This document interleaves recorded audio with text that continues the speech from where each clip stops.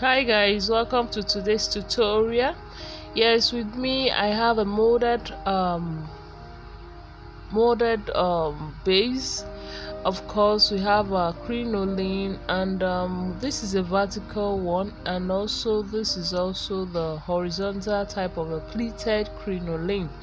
Okay, so Kali, that is it. And also we have a all-purpose adhesive, the cutter, the glue gun, hot glue gun, of course the lace fabric, or you can call it a net fabric, scissors, then the millinery wire, and also a cinnamon strip already ironed and curved. Of course, we also have our needle and thread, a paper tape, and some pins. We need pins, and then we have a petersham ribbon ready for use. So basically, okay, aside from all that, we also have a measuring tape, a screwdriver, and bias, and exactly that's elastic band for the cap base. So as it turns now, we'll start unblocking this molded base, as it is going to serve as our crown for this lovely crinoline hat. So basically, the topic of today's tutorial, I know most of you had already seen it on the thumbnail and also at the title down below the video, and today's topic is actually how to make a crinoline brim, how to use a crinoline to make your hat brim. Most of us, some might already know how to attach their crinoline to form a hat brim, while some don't still know how to do that. So this is an opportunity for us all to actually learn it and be good at it also.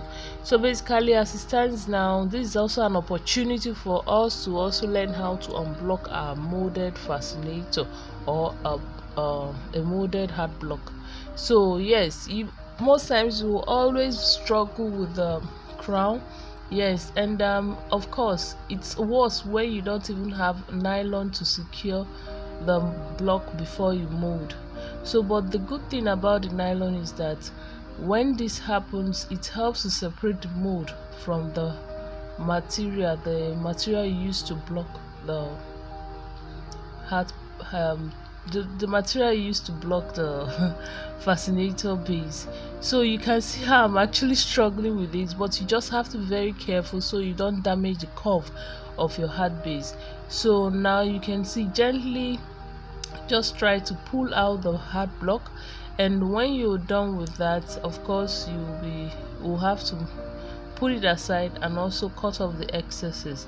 So the good thing about this cling film, or if you use nylon, it helps to actually separate the mold from the hat material. So look at it, and I'm sorry for the black patches. This is so because this hat has to stay for like a week before it got dry. The weather had been so favorable, it's been raining, and there are no sun for it to dry up.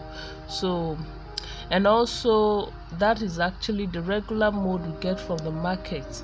So after removing all the cling film and also the mold, all we need to do now is maintain the curve of the hat, and make sure there is a little gap from the hems of that's the main curve of the base, and also the hems of the base. This is so that you have the alternative of actually either sewing your millinery wire on the base directly on the curve line, or you simply just fold it in, then you glue the excess fabric at the hems of the base to the base. This is just for purpose. This is so that the work might also give a very good look, or a perfect look. But if your own is you just want to attach by using needle and thread, then maybe because you want to use a bias strip to cover the hems, all well and good, is your choice. Now for us to attach a millinery wire, of course I hope you guys have been following. You take the measurements of the mold, round it so you can know the exact millinery wire that will go around the molded hat block. So basically, of course, we are taking a 21 inches, but we'll be adding 22. We'll be adding 1 more inch to make it 22 inches. This is just for the overlap of the millinery wire. And if you are going to be using the needle thread to tie up your millinery wire, this also should give you enough allowance so you can tie. But if you feel it's going to be too short, you can make it 2 inches extra so you can be able to tie it up perfectly well. But if you are using a paper tape like mine, all well and good. I think the little allowance we gave, extra millinery wire we added, is enough to overlap. And you can see where I'm actually doing mine, and it's nothing new.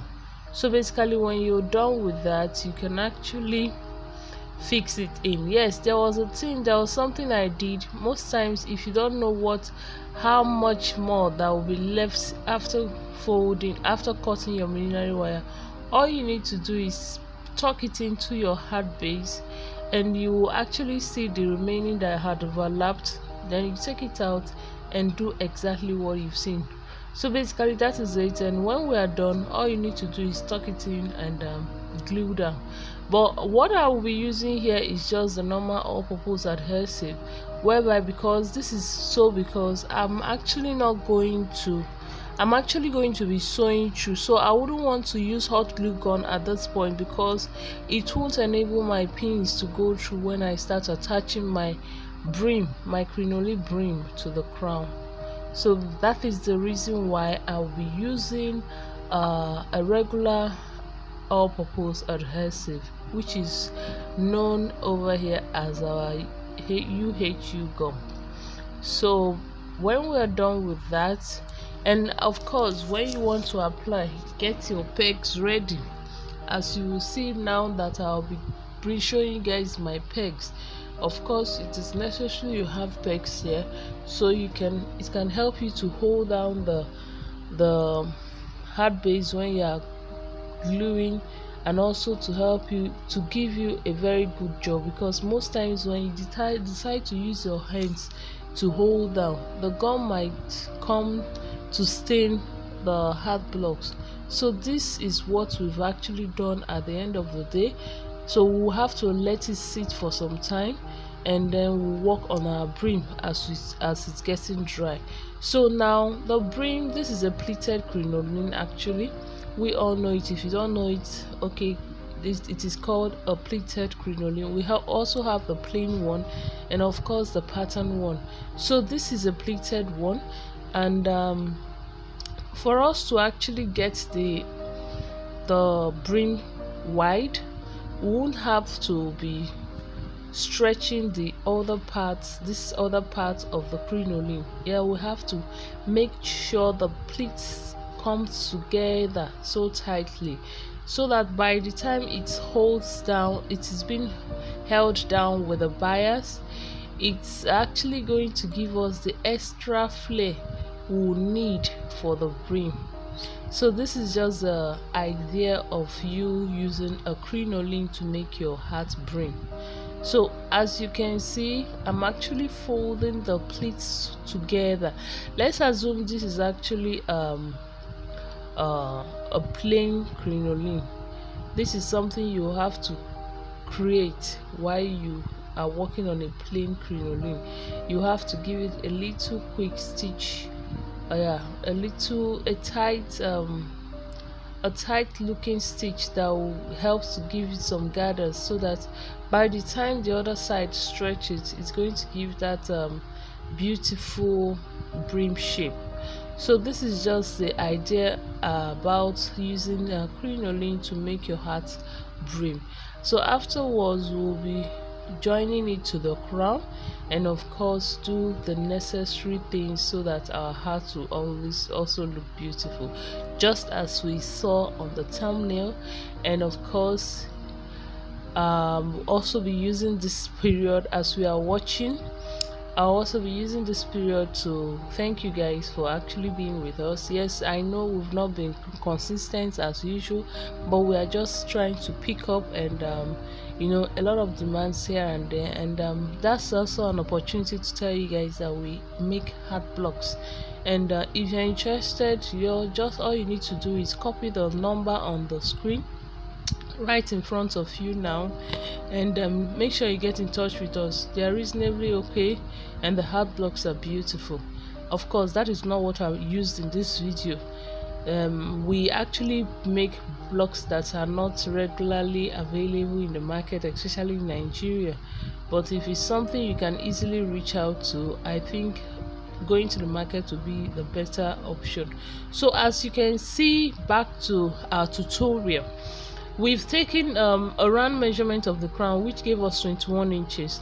Of course, we'll be cutting the 21 inches from the brim, but just for the doubting Thomas in the house, I'll be giving extra 4 inches, just for us to see that the 21 inches also applies to the brim when you want to fix your brim, because it is what is on the space that is on the crown that will determine the number of the brim you want, the measurement of your brim.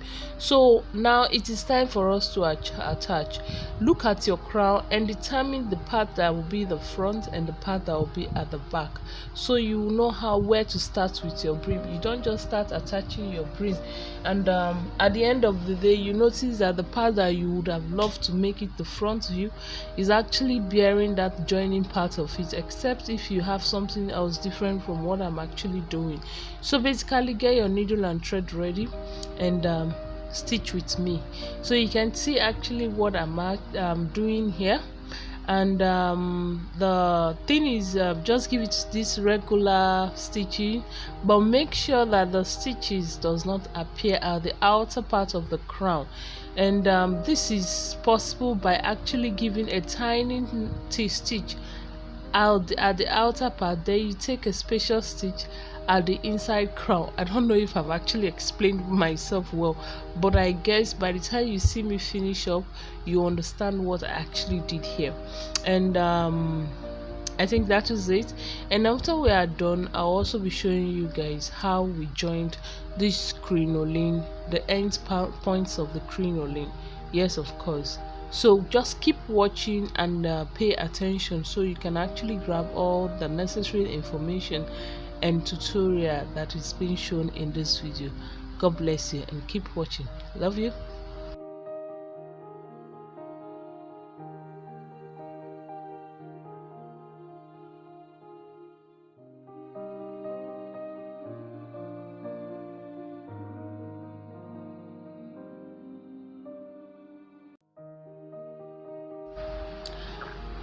Okay, so you can see what we've done so far, and this is what it's going to continue like until we get to the other side of the starting point.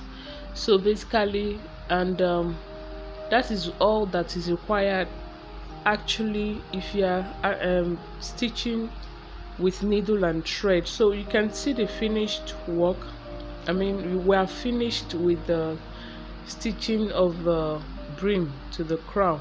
So at this point, of course, we'll have to be cutting off the excess. You can see. So basically, this is the additional crinoline I actually added, and we still don't need it because the required amount was still the exact 21 inches we measured as our crown measurement. So we'll be cutting off this excess, and at the end of the day we'll also be attaching, at this point we'll also be closing up the open part. We'll also be closing up this meeting point, and we'll have to give it a neat stitching. If you have a black thread, you can also use a black thread at this point. Yes, I used this invisible thread, that's a fishing line, but it was a bit visible, especially if you come close to the heart. But when you're far from it, it doesn't really look visible. It's not visible. So basically, this is so to also tell you you can either use a black thread or this kind of thread. So that aside, after joining the meeting point, all we need to do is try as much as possible, I repeat, try as much as possible to stretch the crinoline at the other parts, that's at the edge of the brim, so you can get the exact millinery wire measurement that you'll be attaching to the brim. This is so that your brim can really spread out and give that flap look, or more like, depending on the way, actually depending on your own sense of style. You might just like the flappy ones, you might just like a straight one, you understand. So basically it depends on actually what you want. So the bigger the millinery wire, the more flappy. Is it flappy or floppy? I think flappy the brim will be, you understand. So basically that swing shape, you understand what I'm trying to say. But if you just want it to be a straight crinoline brim, you also can also determine the measurement of your millinery wire. So basically just try as much as possible, because this is a pleated crinoline. So if it were to be a plain crinoline, it's much more easier to get the exact millinery wire. But for this pleated crinoline, you need to stretch the hems so that you can actually be able to determine the millinery wire that will make it give that straight brim look.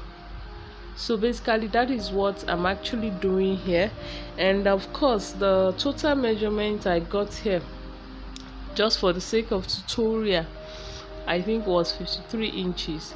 But behind the camera, when I was doing the hat I used to show, I showed on the thumbnail, I think I took almost close to 60 inches.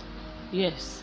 So basically if you want to do the same, this is also what I used. I think 60 inches millinery wire for the brim, and a 21 inches millinery wire for the crown. So afterwards, after you're done, take out this measurement on the millinery wire, and of course join it the way we joined the one for the crown. So I won't be repeating this stage because we've already seen it before. So we'll just basically move to the attachment of the millinery wire to the crown and to the brim, so to say.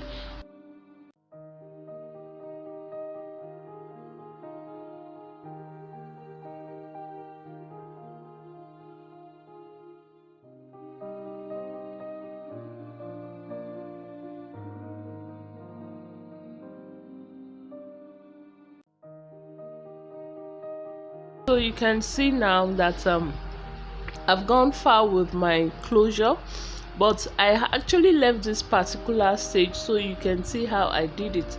So you pick your crinoline, move it close to the millinery wire.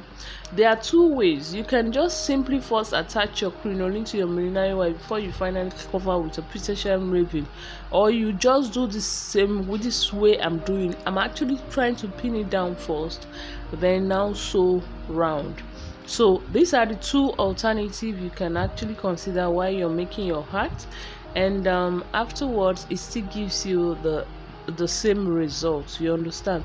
So you can see what I've done to get a straight brim. Now to get a more wider and that curvy looking brim, you would actually go for a larger size of the millinery wire, and afterwards think of your embellishment. Embellishing your hat is a thing of the mind. It's a thing of how you see yourself or how you would want your hat to look like. And also you can go to the extent of, before attaching your brim, you can just cover up with a lace fabric, which I did on my own hat. And I think that's all we need to do here. Thank you and God bless you. Please remember to like, subscribe and share our video. God bless you, and see you in our next video. Bye.